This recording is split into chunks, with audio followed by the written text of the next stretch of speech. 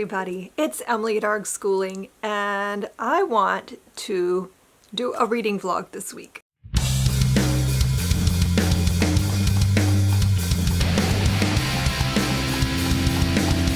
So we're gonna have a nice week of relaxing, cozy reading.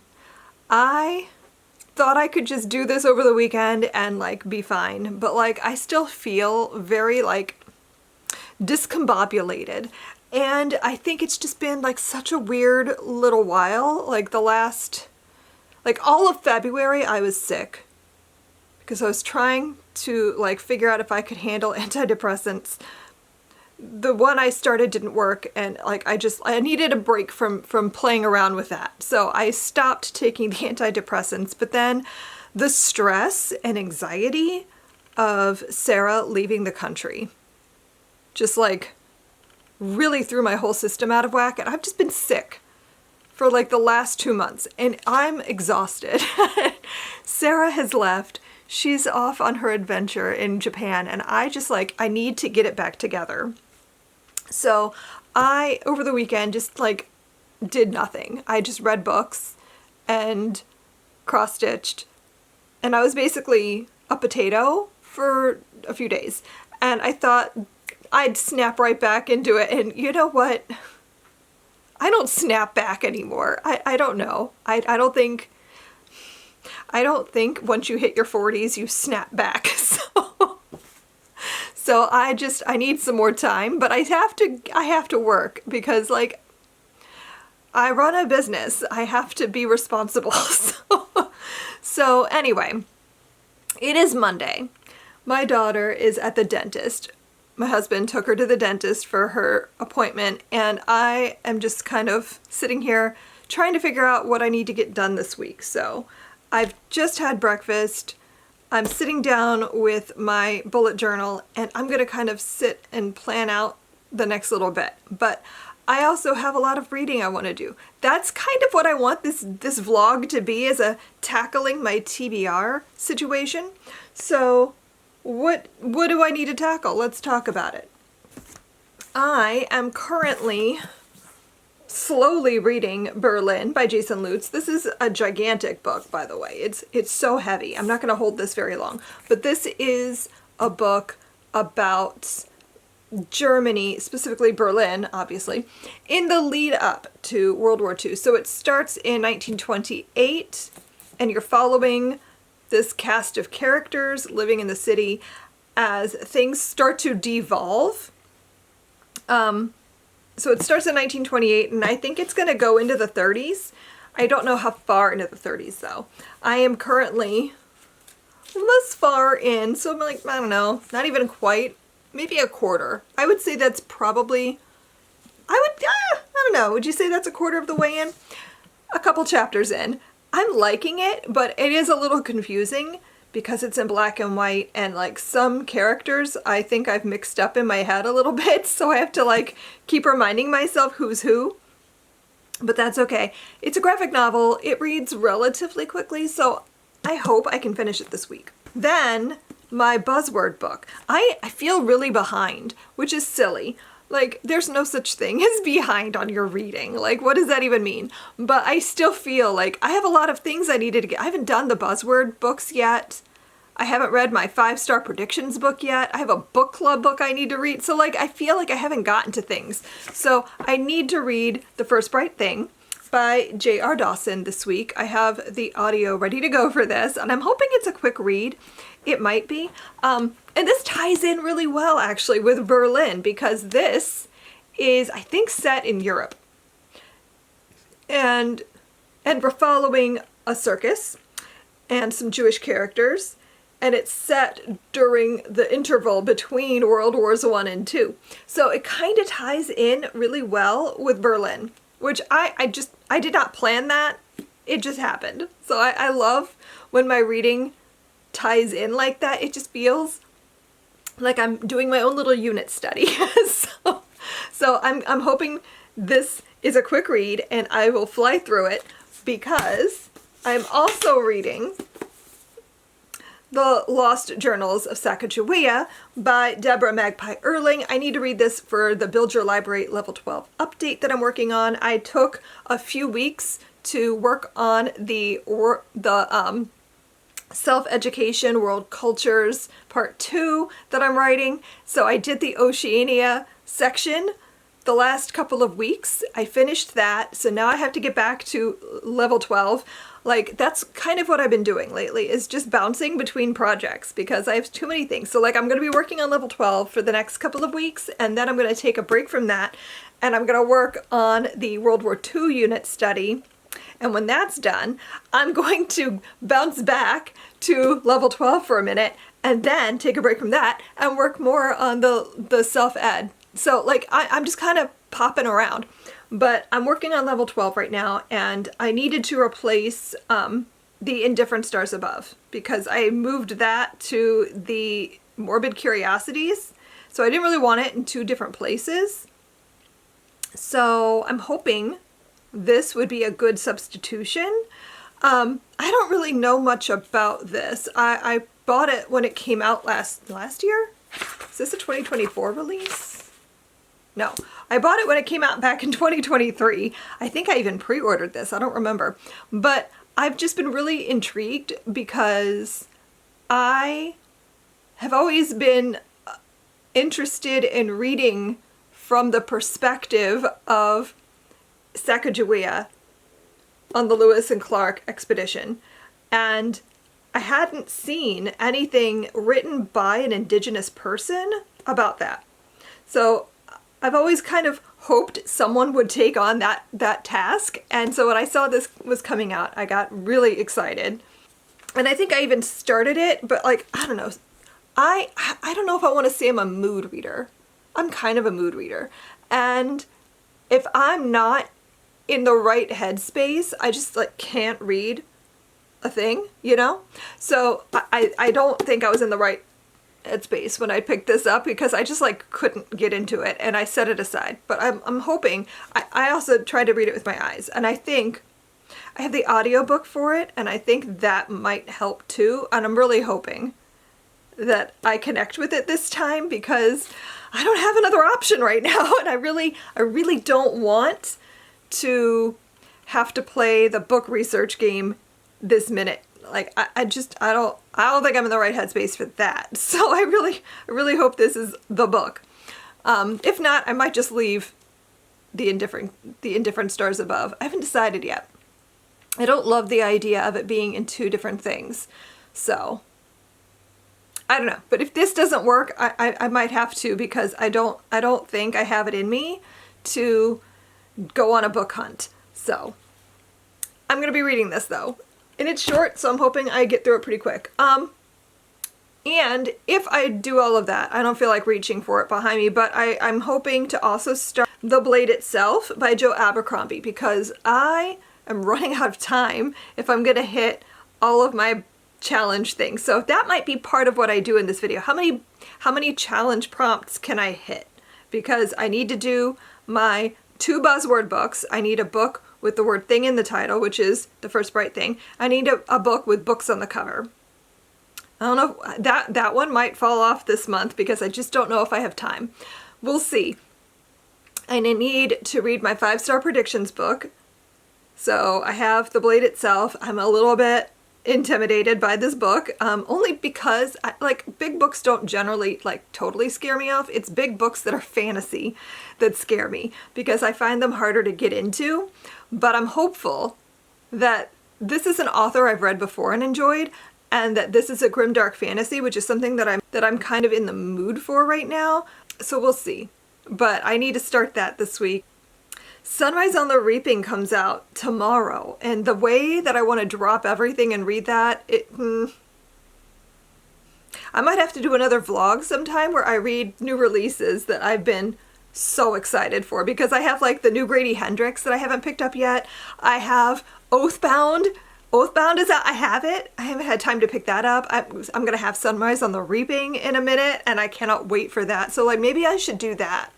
Maybe that should be my next reading vlog. What do you think? Let me know. But anyway, that is my plans so far this week. I have a lot of reading to do. I have a lot of work to do with the level 12 update, with prepping for conference stuff, with just like getting back into the swing of things, because I feel like I've been kind of out of, I don't want to say out of it, but I've been kind of a mess for the last little bit, and I really feel like I need to get back together. I need to get it back together. So this is a DNF. I just think the writing in this book is confusing in a way that it doesn't need to be. I remember now why I did not get into this the first time.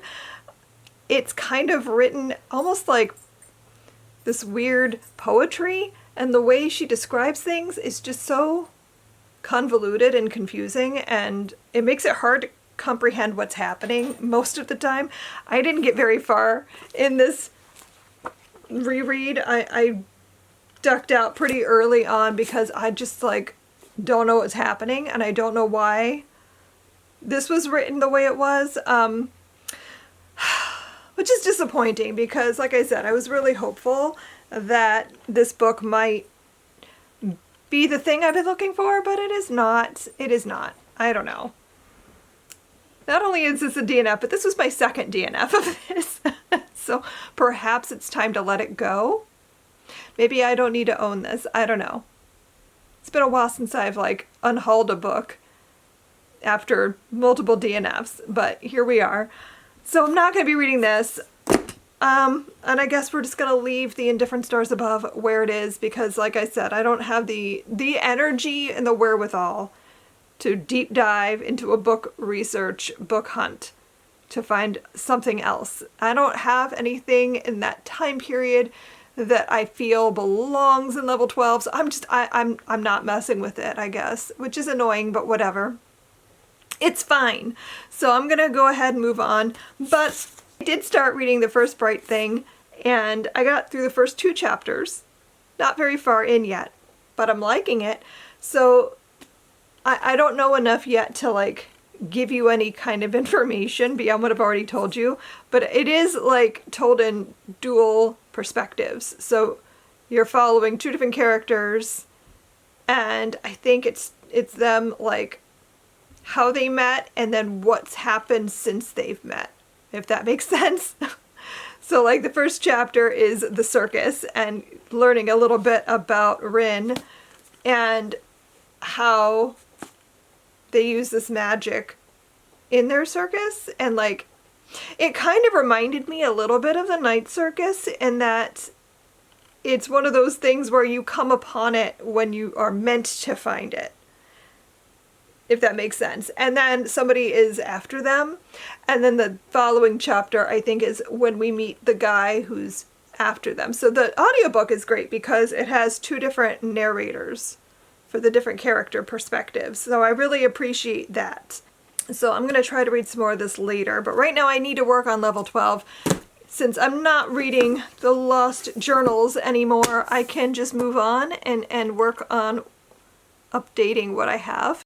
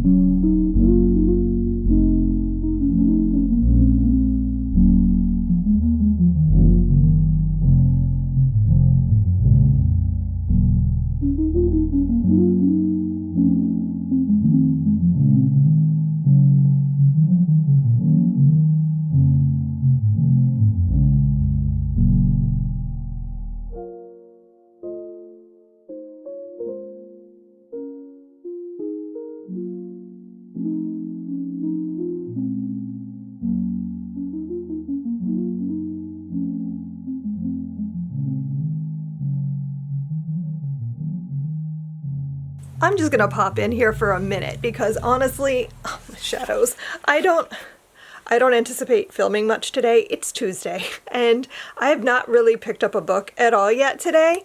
I had to do some running around earlier. We needed to get groceries and run some errands and stuff, so that's basically all I've done today. I did do a little bit of work on level 12 because I wanted to get some work on that done.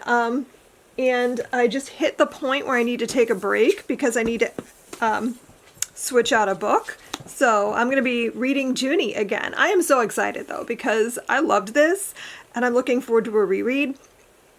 This is right at the beginning of the Civil War, so it's set in 1860 and we're following a girl who is enslaved and her exploration of what that actually means for her going forward.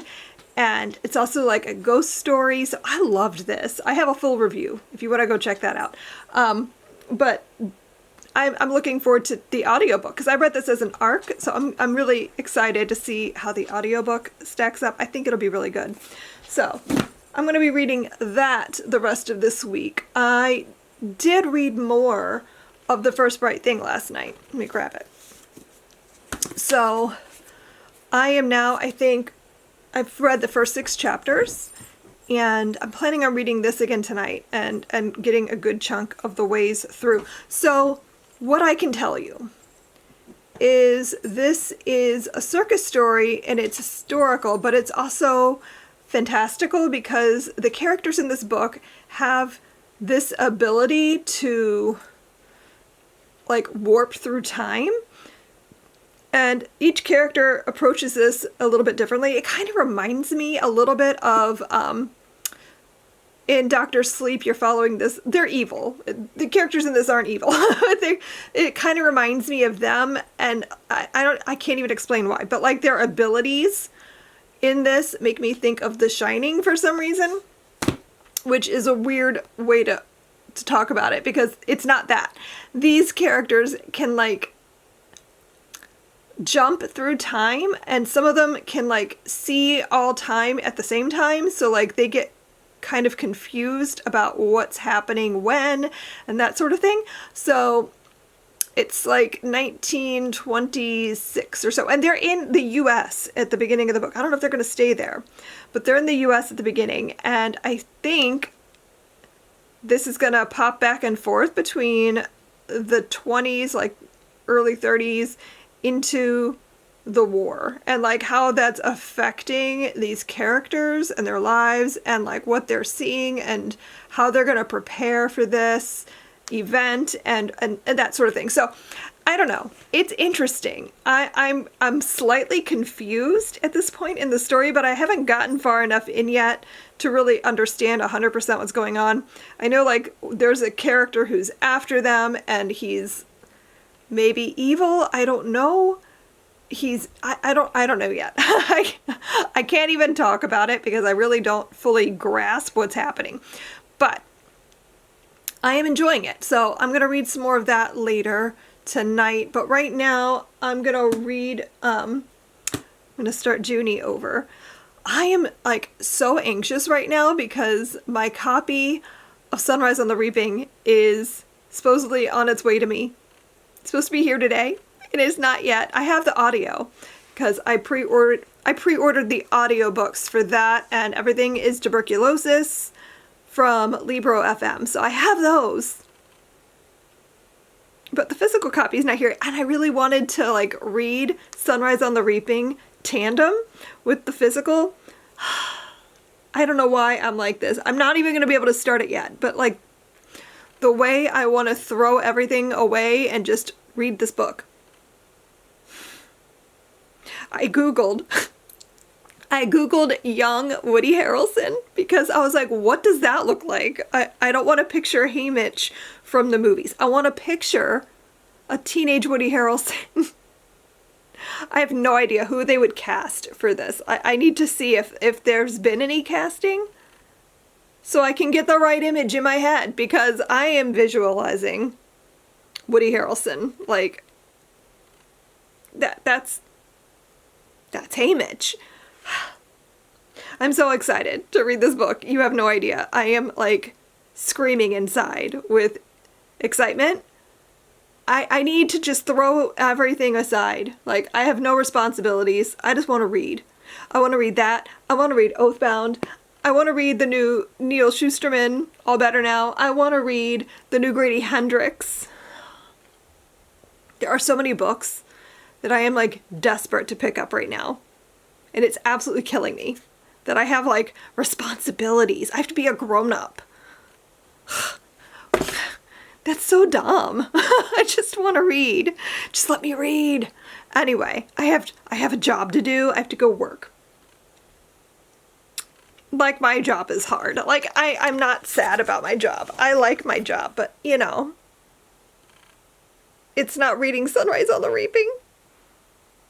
Anywho, I'm gonna read Junie and get some work done there because that needs to happen.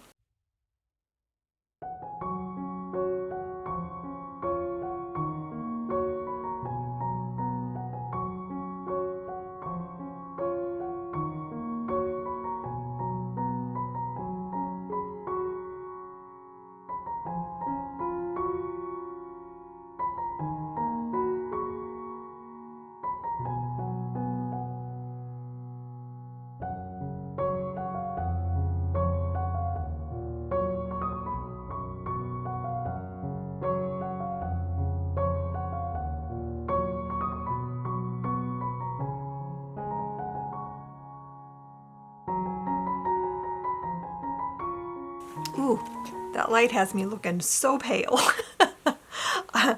Okay, so it is now like, it's 3 o'clock in the afternoon on Wednesday, and I have read a little bit today, but it's been a weird morning. Like, I feel like I just haven't been able to focus, but I'm almost halfway through The First Bright Thing, and I want to talk about it for a minute because this might be my new favorite book. I don't know. It definitely has the potential to be. So this story is, like I said, it's about a circus, but the people in the story that we're following have something called the Spark. And it kind of reminds me of The Boys and X-Men and that sort of thing, where everybody who has the spark, it comes through in a different way. So we have characters in the story who can see all different periods of time at once and can bounce around in time. We have characters in the story who have like just so many different kinds of talents. Like, there's one character who can become animals. There's another character who can fly. There's characters who have like the magic of like persuasion. They can convince you of things. So you have all these different kinds of talent, and some people are afraid of people with the spark. And we're following a group of people who work together with this circus. And it's one of those things, kind of like the night circus, how like you find the circus when you are meant to, but they're also looking for people who need them and like coming to them with the circus. And one of the characters, the one who can like see different periods of time all at once, realizes that World War II is on the horizon. It's currently like 1926 when the story begins. And she tells the other characters that this is something that's going to happen, and they're shocked because, you know, they just survived World War I. There's never supposed to be another war like that again. They just survived a pandemic, and they're like, what do you mean? And so you have these characters who are on a quest to stop the war from happening. And so they're trying to go through time and figure out what is the right moment we can go and put an end to this before it begins. And so they're trying out different scenarios. But there's also a character who's after them. And so you're following their two different perspectives of Rin and her circus, and then Edward, who is after Rin and trying to find her. And there's like a whole backstory with the two of them that you're getting throughout his side of the story. So it's really good. Like, I am thoroughly enjoying myself with this and having a hard time putting it down because I just want to keep reading and seeing where it goes. I feel like this has the potential to be a 5-star for me. I'm kind of hoping it works out that way because I want this to be this amazing all the way through. But I love stories that play with time. I love stories about people with magical abilities and how they use them. I love stories about World War II and like the fact that they're trying to like find this moment in time where if they talk to just the right person or do just the right thing, they can change the trajectory of history. That is such a cool concept, and I can't wait to see where it goes. So it goes really well with Berlin, which is also set around the same time period. Like this one's a few years later. What did I say? The First Bright Thing is in 1926, and this is like 1928 through the 30s. But I did read a little bit more of this last night. I am now a little over 200 pages in. And I'm connecting a little bit more with the characters. It took me a minute to like remember who everybody was. Whenever there's a big cast of characters, I sometimes struggle with like keeping track of everybody. But I think we've hit a point in the story where I'm there now. And so I'm really curious to see what happens to everybody over the course of the story and like something bad just happened to one of the characters and I wasn't ready for that.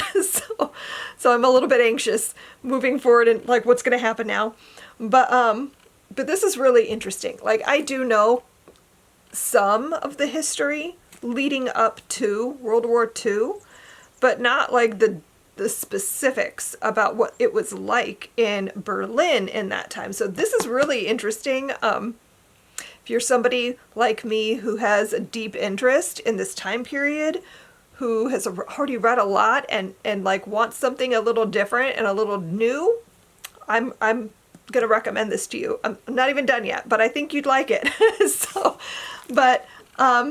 Just be prepared for some confusion at the start because, like I said, the art style is very stark. It's just in black and white, and I don't know, sometimes it's hard for me to differentiate characters, especially like some of the women characters look very similar to each other because they have similar hairstyles. And so it gets a little confusing for me for a minute. But like, if you can get through the first little bit and like start to get acquainted with everybody enough that you can pinpoint who's who, I think you'll enjoy it. So really liking that. Right now, I'm going to read some more of Junie so that I can get through this for level 12 and move on there. I don't think I mentioned it yesterday. I showed it in the video, but I didn't tell you that I'm also reading A Queer History of the United States for Young People for level 12. This is a new edition. I think I'd had it as a recommendation for like extra books to add, but I decided that I was going to try to fit it in. So that's what I'm doing now. And like, I just finished the first section. So, up to the 1860s.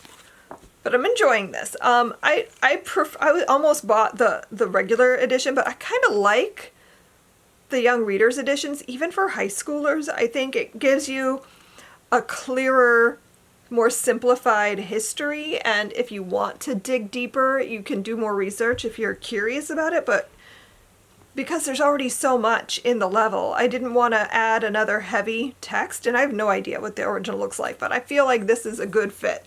So that's everything I'm working through right now.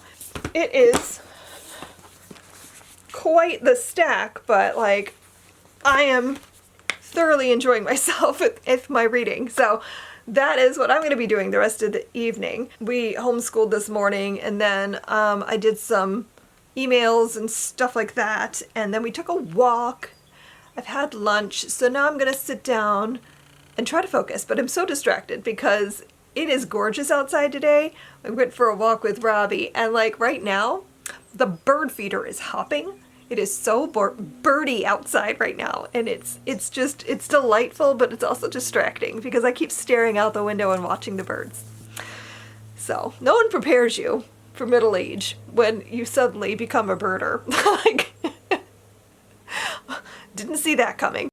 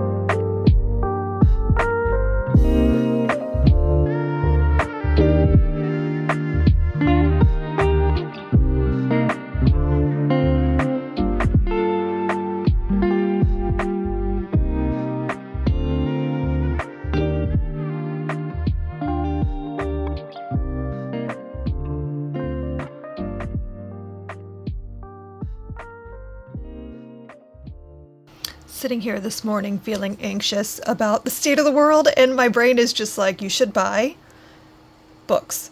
You should buy books. You should have your own, like, archive. And, like, I already own so many books, but I'm sitting here filling my cart at Book Outlet. And I'm like, do I buy these? Do I spend this money right now that I don't really have, that I should be saving for more important things? But is this not important? Like, sure, some of these I don't really need, like The House That Horror Built is just a for fun book. But, like, I don't know. Are you guys feeling as stressed out as I am about this? Like, we're witnessing, like, digital book burnings. We're witnessing them trying to shut down funding to libraries. I'm having a hard time focusing right now, and I'm just like, buy things. Stock your library.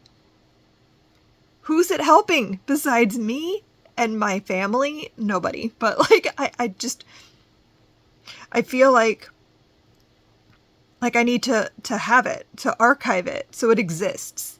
Like, what happens? Like, I don't know. That's where my head's at this morning. I'm just feeling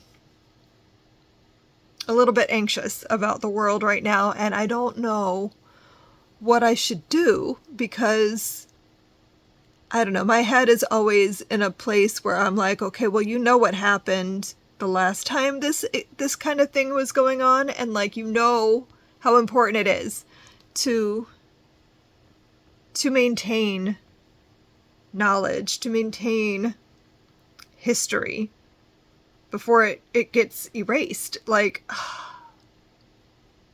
I'm just feeling a lot of things right now, and it's hard. It's I don't know what the right thing to do is. Like, I feel like I'm hoarding the books, and I am, but like, at least they exist. At least I have access to it. I don't know. That doesn't really help though. Like, who's that helping? I don't know. Do you guys ever like get very anxious about things like this, and then you just like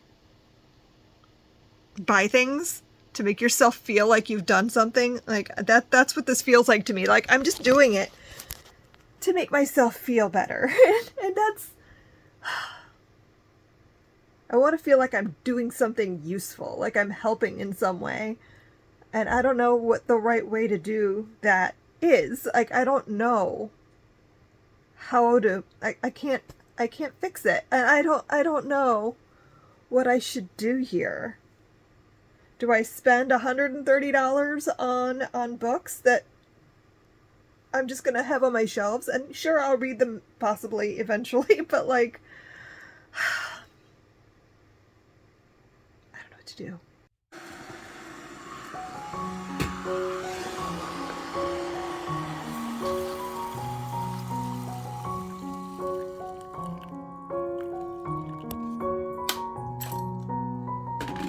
Another episode of Emily Eats. If you're ever curious, what do I eat in a day? I'm not going to show you all the things I eat in a day. I've not been that hungry today. But I did just finish filming a really long video that took forever, and I'm starving, but also I know that I'm not going to be able to eat much. So let me show you my snacky meal. Here you go. I got a beef stick. I have the Chomps beef stick here. I just broke it in half. I have a biscuit I made yesterday. I made homemade biscuits to go with dinner last night, and now I have made a very messy little almond butter and jelly sandwich with apricot preserves. And I have an orange, a mandarin orange I just broke up in thirds, and I'm making tea. So this is my sad little lunch. It's like girl dinner, but girl lunch, I guess. So yeah, that's what I'm gonna scarf while I'm editing. I have not had time to read at all today. Like, I haven't gotten anything done. I spent all morning dwelling on what to order if I'm gonna buy any books. And then prepping for the video that I just filmed, which I thought would go up tomorrow, but no. Why do I always think I can do so much in a day? So I haven't decided what I'm doing with that yet. If I'm gonna try to like hurry up and edit and get it up for tomorrow, or if I'm just gonna wait. But I have this vlog going up on Monday, so like, I don't know what to do. But I'm probably gonna try to squeeze it in for tomorrow, in which case you'll have already seen it by the time this is up. But I'm talking about the new releases this spring that I'm excited about. So I'm gonna try to make that happen. Please ignore the mess behind me and my chaotic dogs trying to get my attention. So while my tea is steeping. All right, I'm gonna get my food and go get busy editing this video. Oh my god, I did it. I'm so tired of hearing myself talk, but I managed it. I took an hour of footage and I got it down to 31 minutes. Be proud of me. That was rough. But I got it done. The video is uploading. It'll be up tonight for my members and tomorrow, Friday, for everyone else. But I am just relieved that I actually got through this footage as quickly as I did. So good for me. Now I need to go make dinner. But I'm exhausted. I got nothing done today as far as like working on Build Your Library stuff. I did get to some emails. That's it. That's all I managed. I have not picked up a book at all today, except for what I was reading with Regina this morning. So I'm very excited after dinner to just like pop my earbuds in. I'm going to cross stitch and I'm going to finish The First Bright Thing. That is my goal tonight. I have nothing else to do. I'm going to finish The First Bright Thing. That's my plan. I am tired. That's my plan for the evening. So right now I'm going to go make some dinner. so I can feed my family, and then I'm going to read for the rest of the night. I think I've earned that today.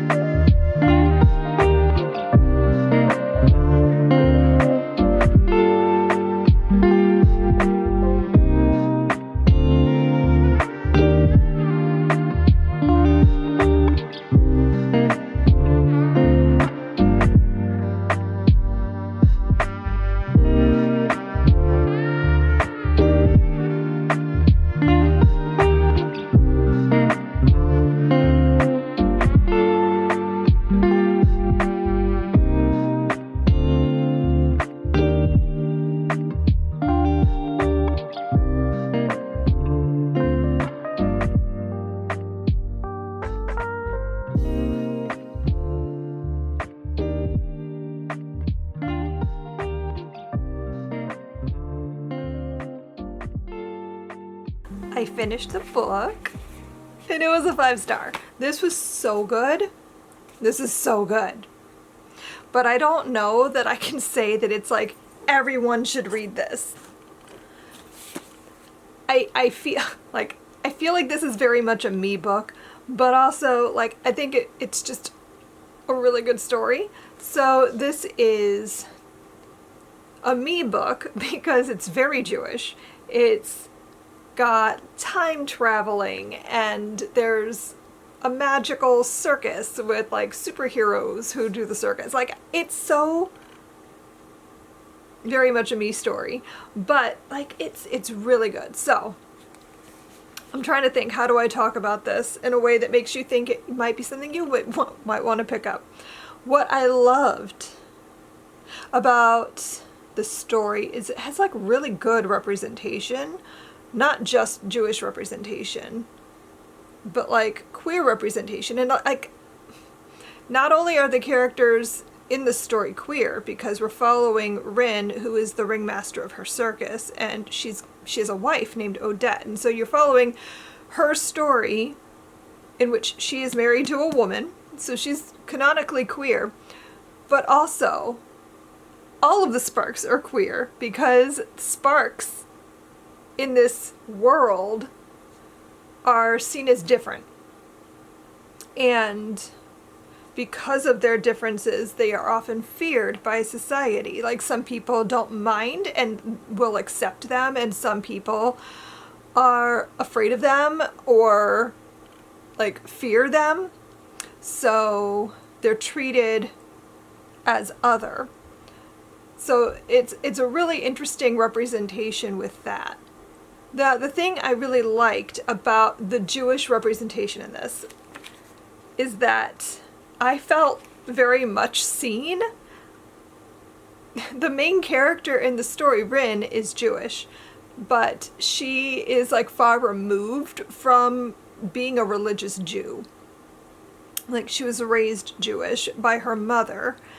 And a lot of the things that she talks about are things that she learned from her mother and that she still holds to, but she's not like going to synagogue. She's not reading the Torah. She's not like a religious Jew, but she still feels very connected to things like doing mitzvahs. And she talks a lot about teshuvah, which is like a rebirth that you experience during Yom Kippur. And so, like, she's talking about these ideas of Judaism and what they mean to her as a person without it being, like, religious. which really resonated with me because I feel that's more indicative of how I view my Judaism, is that I'm not religious. I don't believe in a higher being or anything like that, but I do very much feel connected to a lot of the ideas and the concepts of Judaism. So like, I just really liked that a lot.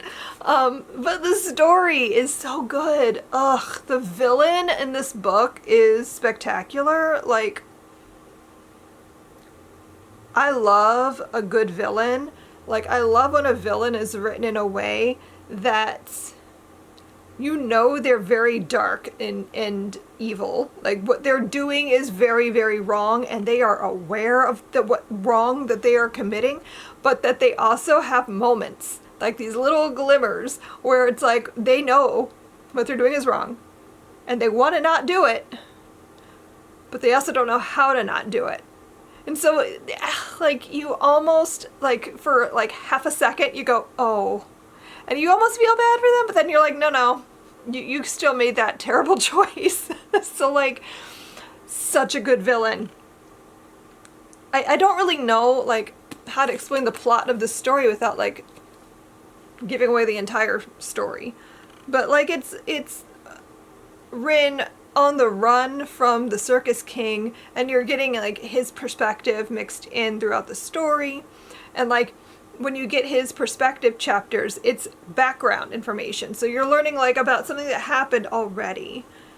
So you get this, like, picture in your mind of why things are the way they are and why they're happening that way. This book, though, so freaking good. Like, absolute 5-star. Cannot wait to read it again because I didn't annotate it this time because I just, like, didn't feel like it, but now I wish I had, because there was some just absolutely gorgeous passages that I wish that I had saved somehow.